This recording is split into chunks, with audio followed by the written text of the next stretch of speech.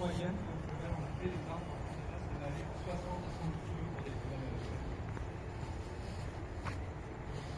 Vous allez voir, alors dans la bouche, etc., pour vérifier qu'il n'y ait pas de problème, de la dentition, de carie, quoi que ce soit. La faire tourner sur le dos afin de pouvoir observer tout leur corps, vérifier que tout va bien.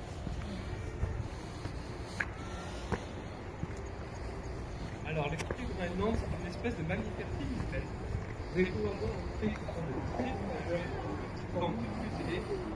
Alors, pour ce que je vois, et tout ce petit poil bien dense et tout illustré qui va être plié dans un seul sens, en fait, va la rendre vraiment très aérodynamique dans l'eau.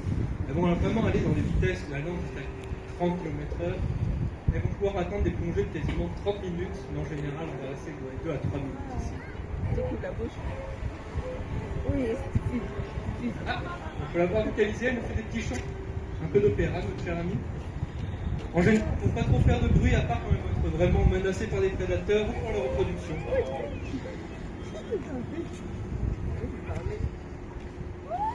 Une petite différence qu'on vous avez remarqué se mettre sur la surface, c'est qu'avec une petite différence en fait entre les phoques et les otaries.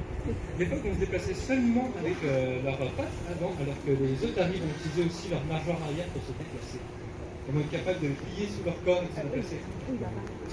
Alors que les nôtres vont faire plus des petits bonds en slidant avec les deux pattes avant.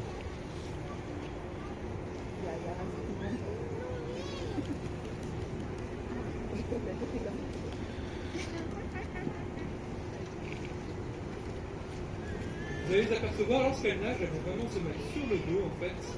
Le principe, c'est que en étant sur le dos, elles vont être capables de tout voir en fait, étant donné que leurs yeux se situent un peu plus sur la tête. Ainsi, elles vont pouvoir vraiment voir un peu tout ce qui se passe sur elles, et vraiment mieux capturer leur proie et vérifier qu'il n'y ait pas de prédateurs.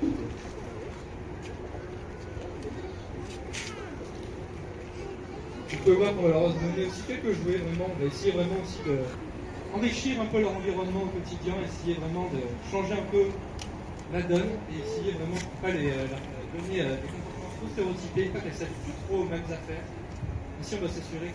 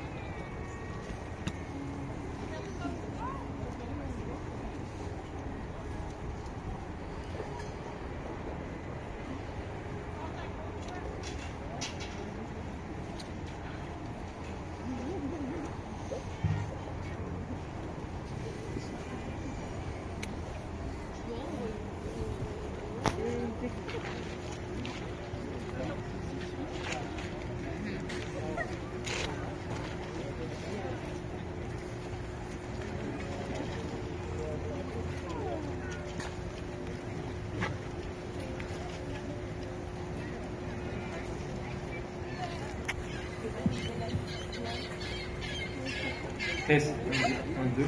Ah, voilà.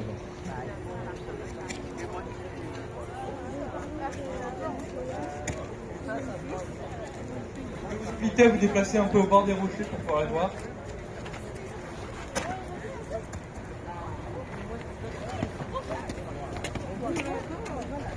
Alors les phoques communs, ce sont vraiment les plus petits, la plus petite espèce de phoque qu'on va retrouver en fait en ozo dans le golfe du Saint-Laurent.